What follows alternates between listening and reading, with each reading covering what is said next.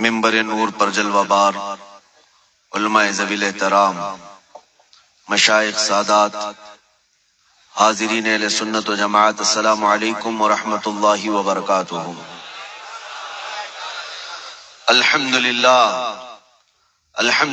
الحنان المنان الذي خلق الانسان وعلمه البيان، والصلاة والسلام على رسوله سيد الانس والجان وعلى آله وأصحابه ذوي الخير والإحسان، أما بعد، فأعوذ بالله من الشيطان الرجيم، بسم الله الرحمن الرحيم، إن الدين عند الله الإسلام، صدق الله مولانا العظيم۔ بارگاہ رسالت معاب صلی اللہ تعالی علیہ وسلم میں درود پاک کا ہدیہ پیش کریں۔ اللہم صلی علی سیدنا و مولانا محمد معدن الجود والکرم وآلہ واصحابہ الکرام وابنہ الکریم وبارک وسلم صلاة دائمتا سرمدا ابدا۔ عزیزان گرامی وقار، رات کافی گزر چکی اور آپ اتنی تاخیر سے یہاں پر بیٹھے ہیں۔ یقیناً آپ کا جوش و جذبہ اور ولولہ یہ بتا رہا ہے کہ آپ کسی دنیاوی نیتا کے لیے نہیں، تاجدار مدینہ کے لیے بیٹھے ہوئے ہیں۔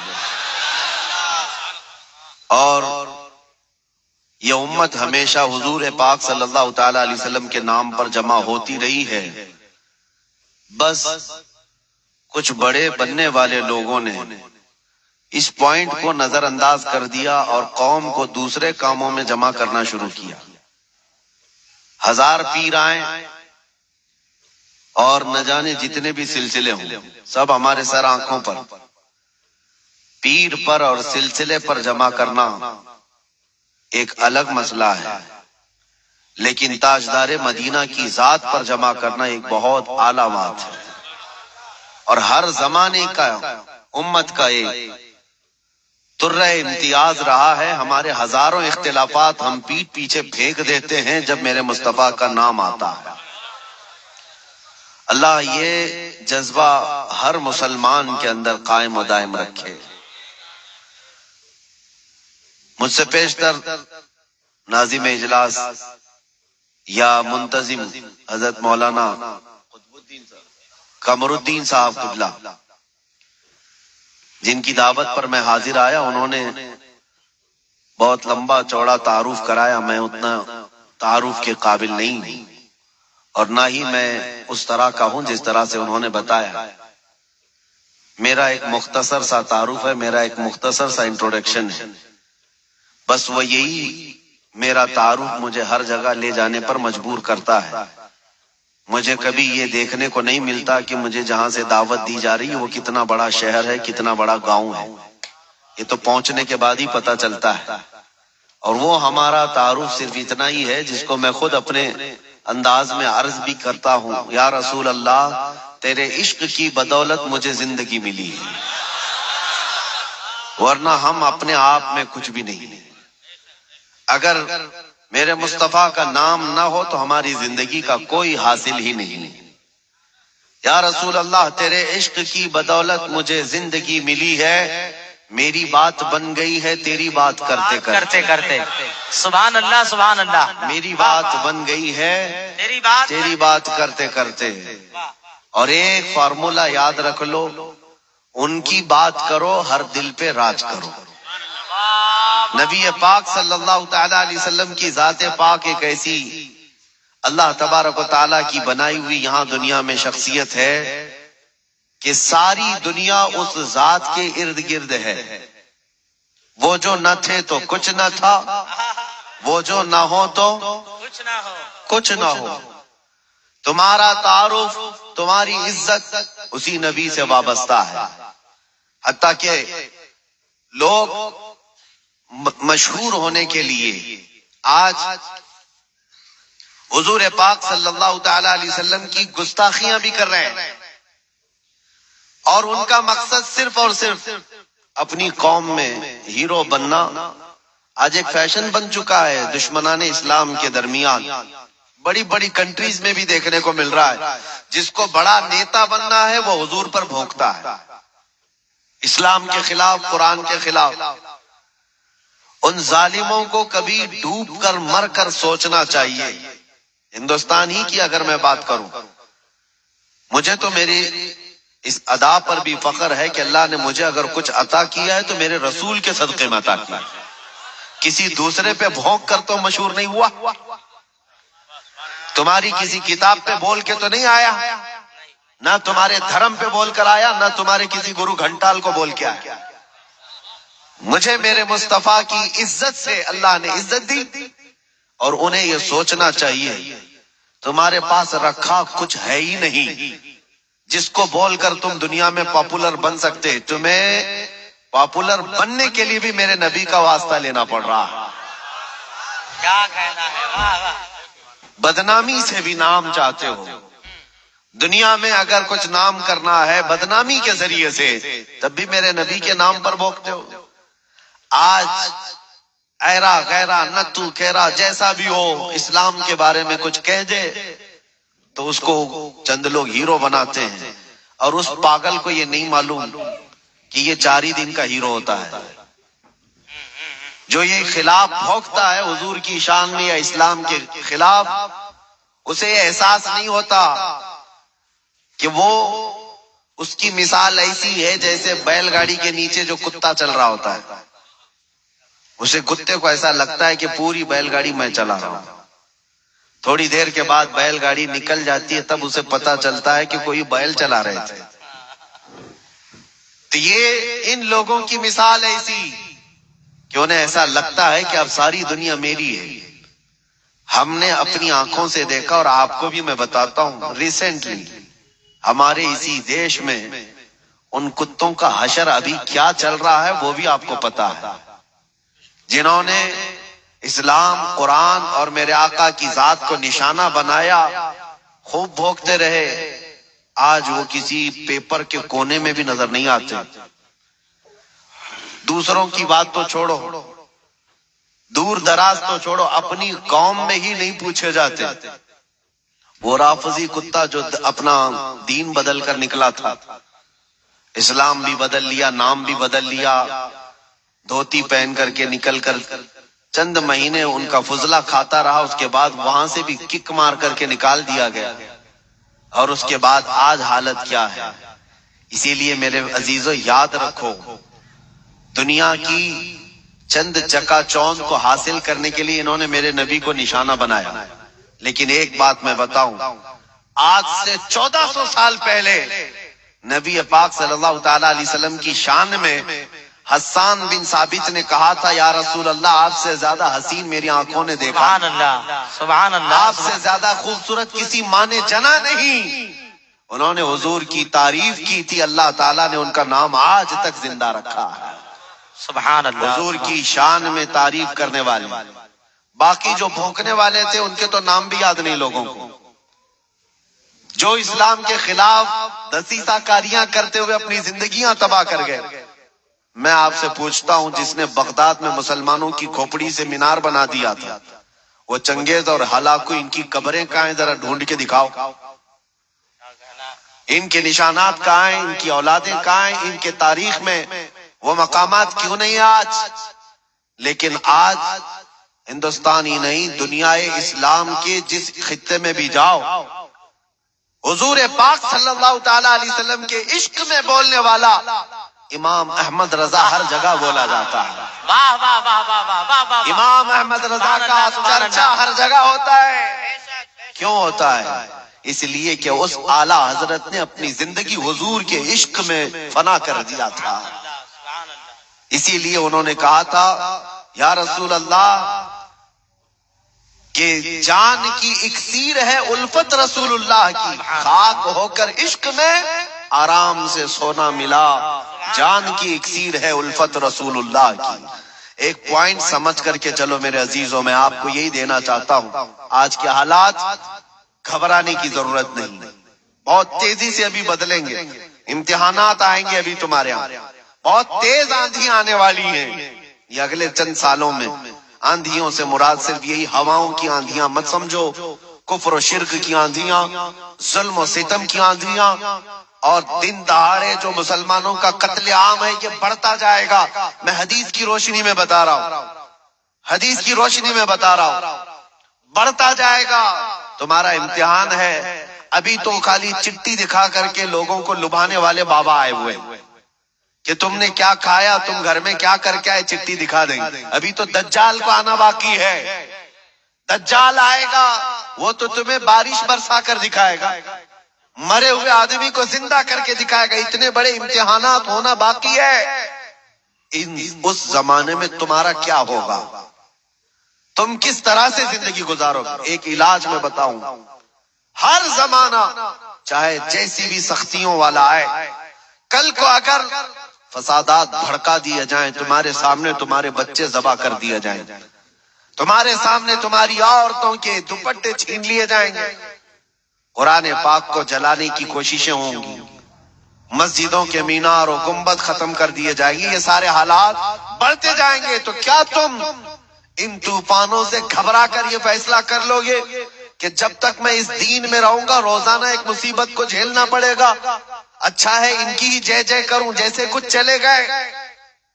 تو میرے عزیزو، اگر تمہارا قدم ذرا برابر ڈگمگا گیا تو پھر آج ہی سے طے کر لو کہ تم ایمان میں آئے نہیں تھے، منافقت میں تھے، نفاق تھا. جس کا ایمان ہے وہ ان آندھیوں میں ایک ہی سہارے کے ساتھ زندہ رہے گا. ایک ہی سہارا، چھوڑو کوئی قائد نہیں ملنے والا ہے، مشکل ہے. رہنما، قائد، جماعت، پارٹی، نگراں، سپہ سالار، یہ سب ایک طرف رکھو. ان حالات میں تم ہر طرف دیکھتے رہو گے جس کو اعلیٰ حضرت نے فرمایا ہے ساتھی ساتھی کہہ کے پکارو، ساتھی ہو تو جواب آئے. پھر جھنجلا کر سر دے پٹخو، چل رہے مولا والی ہے. حالات ایسے آئیں گے کہ تم ساتھی ساتھی کہہ کر پکارتے رہو، مدد کے لیے کوئی نہیں آنے والا ہے. اس زمانے میں ایک ہی سہارا ہوگا. فرمایا بزرگوں نے کہ جس کے سینے میں میرے مصطفیٰ کی محبت ہوگی ان آندھیوں سے وہ ٹکرا کر کے بھی ثابت قدم رہے گا، وہ ثابت قدم رہے گا. ہر آنے والی آندھی کا رخ موڑ دے گا. قتل بہت سارے ہو جائیں گے، امتحانات بہت سارے ہو جائیں گے، لیکن نبی پاک صلی اللہ تعالی علیہ وسلم کا سچا شہدائی اور سچا وفادار ان آندھیوں کو فیس کرے گا، مقابلہ کرے گا، اور اللہ کی مدد آئے گی. اللہ کی مدد آئے گی. اللہ کی جو سب سے بڑی مدد آنی ہے، انتظار ہے سب کو. حالات بدلنے چاہیے. سنو، ایک بشارت میں دیتا ہوں. یہ شعر یوں ہی میں نہیں سنا تھا. کچھ دیر کی خاموشی ہے پھر شور آئے گا، کچھ دیر کی خاموشی ہے پھر شور آئے گا. آج کتوں کا وقت ہے، کل ہمارا دور آئے. یہ یوں ہی نہیں کہتا، یوں ہی نہیں کہتا. اللہ کی سب سے بڑی مدد جو آنے والی ہے وہ قریب ہے، قریب ہے، قریب ہے. وہ کس طرح سے آئے گی؟ ان قریب مدینہ طیبہ سے امام مہدی کا ظہور ہوگا، اور امام مہدی آئیں گے خانہ کعبہ کے بعد، اور اس وقت اقطاب، اوتاد، ابدال، اولیاء ان کے ہاتھ پر بیعت کریں گے. پھر وہ نکلیں گے اور پھر ملک شام آئیں گے. تو امام مہدی کا زمانہ ان قریب ہے. میرے مصطفیٰ کی حدیثوں کا مفہوم میں آپ کے سامنے رکھ رہا ہوں کہ جب وہ دور آئے گا پوری دنیا میں سوائے اسلام کے کچھ نہیں ہوگا. آپ نے ابھی شاعر سے سنا، اسلام تھا، اسلام ہے. اسلام ہاں صرف تمہارے گاؤں میں نہیں رہے گا، انشاءاللہ امریکہ میں بھی رہے گا، یورپ میں بھی رہے گا، افریقہ میں بھی رہے گا، اور جتنے چیختے چلاتے ان کی گردن پہ بھی رہے گا. ہاں یاد رکھو، اسلام تھا، اسلام ہے، اسلام ہے. اسی لیے میں نے چند سالوں پہلے کہا تھا، کچھ لوگوں کو تیکھی لگتی ہے بات، کڑوی لگتی ہے، کہ مسجد توڑ کر اپنا معبد بنانا ہے. مسجد کو ختم کر دیا، شہید کر دیا. بھائی حکومت تمہارے پاس، طاقت تمہارے پاس، کورٹ تمہارے پاس، وکیل تمہارے پاس، بنا لو. بڑے زور شور سے سب بنا رہے. ہم سے ایک انٹرویو والے نے پوچھا آپ اس پر کیا کہتے ہیں؟ ہم نے صرف اتنا ہی کہا کہ بنانے کے لیے کہو لیکن تھوڑا قبلہ دیکھ کر بنا لینا. اچھا ہے بھائی. قبلہ دیکھ کر بنا لینا. یہ کیوں کہا؟ کیونکہ ہمیں پتا ہے میرے مصطفیٰ نے فرمایا ایک دور آئے گا جب ہر دیوار سے آواز آئے گی اللہ اکبر. ہر جگہ سے اللہ اکبر کی آواز گونجے گی. میرے عزیزو مایوس نہ ہو. آج کے ان حالات سے جو نوجوان مایوس ہو کر سراسیمگی کے شکار ہو جاتے ہیں مجھے ان سے شکایت ہے.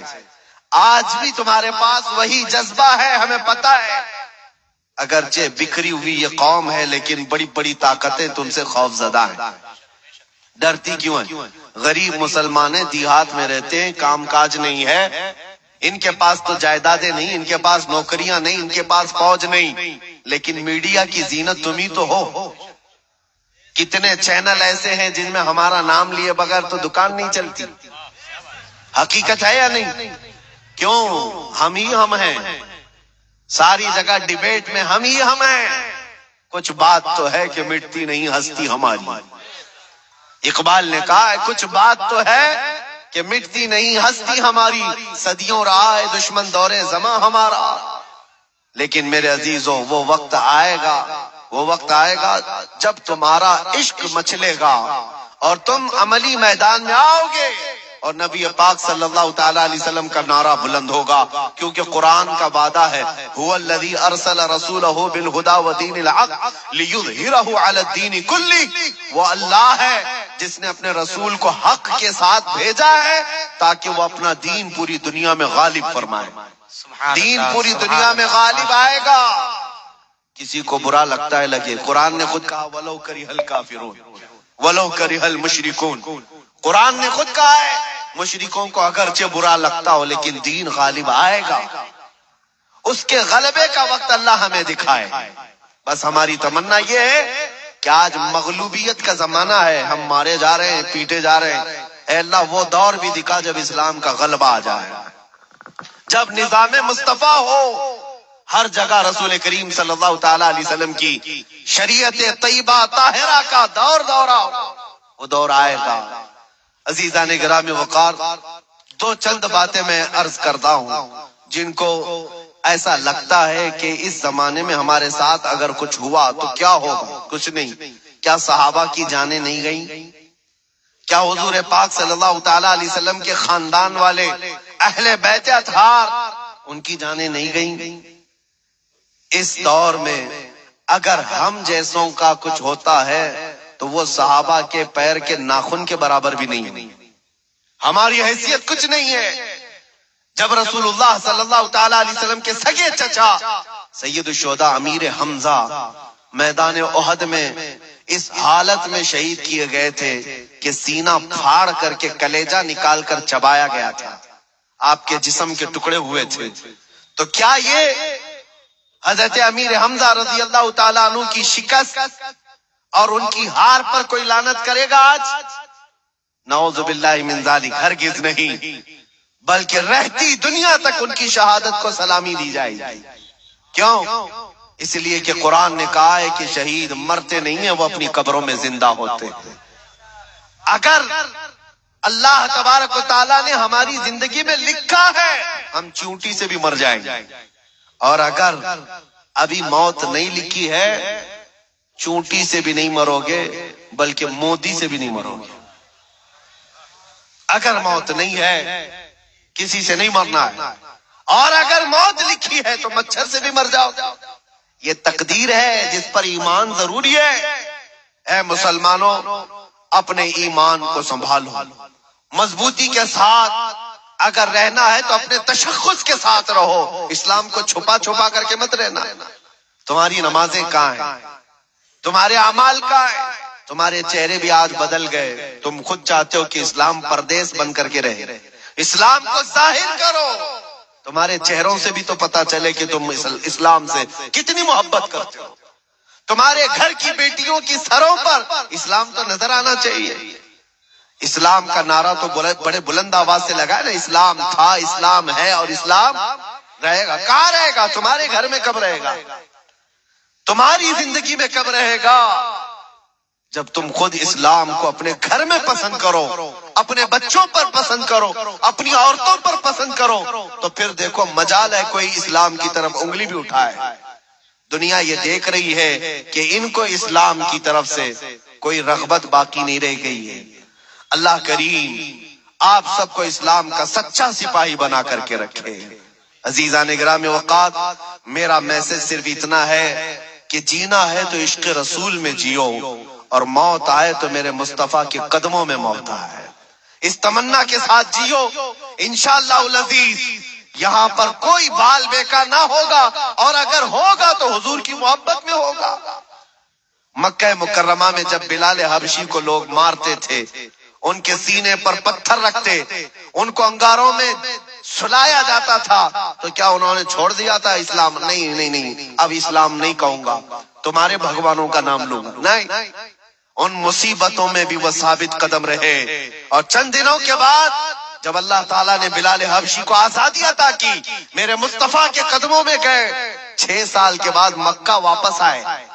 توجہ، 6 سال کے بعد مکہ جب رسول اللہ کے ساتھ واپس آئے، مکہ فتح ہو چکا تھا، اور رسول اللہ نے بلال حبشی کو کعبے کی چھت پر چڑھایا تھا۔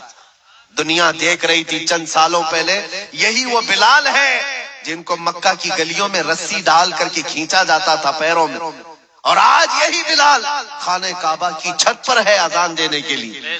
کتنی تبدیلی ہے یہ دنیا کو پتا ہونا چاہیے۔ جو نبی کی محبت میں زخم کھاتا ہے، اللہ اس کی عزت کو خانہ کعبہ سے بھی بلند کر دیتا ہے۔ حضور کی محبت میں زخم کھایا ہے، حضور کی وفاداری میں ثابت قدم رہا ہے، تو اللہ نے کعبے کی چھت پر چڑھایا ہے۔ عزیزان گرامی وقار، آج اگر مصیبتیں آتی ہیں تو اعلیٰ حضرت کا یہ شعر یاد رکھ لینا۔ اعلیٰ حضرت نے بہت پیارے انداز میں ہمیں سمجھایا ہے، خوف نہ رکھ رضا ذرا، تو ہے عبد مصطفیٰ۔ خوف نہ رکھ رضا ذرا، تو ہے عبد مصطفیٰ۔ تیرے لیے امان ہے، تیرے لیے امان ہے۔ ہمارے لیے مقصد آج کی میری تقریر کا خلاصہ یہی ہے کہ انہیں جانا، انہیں مانا، نہ رکھا غیر سے کام۔ للہ الحمد میں دنیا سے مسلمان گیا۔ اے مسلمانوں، آج لے ان کی پناہ، آج مدد مانگ ان سے، کل نہ مانیں گے قیامت میں اگر مان گیا۔ نبی پاک صلی اللہ تعالی علیہ وسلم کی وفاداری کا حق ادا کرو۔ میرا کہنا صرف یہی ہے کہ جلسے بہت ہو چکے، رات بہت جاگتے ہو، اور لوگوں کے سامنے تمہارے نعرے، تمہارے جلوس سب بہت ہو گیا۔ عشق رسول کا مظہر بن کر کے کسی دن اگر تم کسی گلی سے بھی گزر جاؤ، مولا تمہاری خوشبو سے لوگوں کو اسلام کی طرف پھیر دے گا۔ اسلام کی طرف لوگ صرف تمہاری خوشبو سے آ جائیں گے، تمہاری تبلیغ کی بھی ضرورت نہیں ہوگی۔ بس شرط یہ ہے کہ تم محبت مصطفیٰ صلی اللہ علیہ وسلم کا پیکر بن کر کے تو نکلو، تمہارے اندر وہ تبدیلی آ جائے۔ ابھی مولانا آپ سے پوچھ رہے تھے، جلسے کا حصول یہی ہے کہ کاش اس جلسے میں کوئی بیٹھا ہوا غیرت مند جوان یہ عہد کرتا کہ میں میرے مصطفیٰ سے جان سے زیادہ محبت کرتا ہوں، میں میرے نبی سے جان سے زیادہ محبت کرتا ہوں۔ میں یہ جو کہہ رہا ہوں حقیقت ہے یا نہیں آپ کے ساتھ؟ آپ جان سے زیادہ محبت کرتے ہیں اپنے نبی سے؟ سب نہیں کرتے، یا پھر سو رہے۔ نبی پاک صلی اللہ تعالیٰ میں ہاتھ اٹھانے کے لیے نہیں کہہ رہا، ارے میرے عزیزوں میں تو گردن کٹانے کی بات کر رہا ہوں۔ ہاتھ تو بہت چھوٹی چیز۔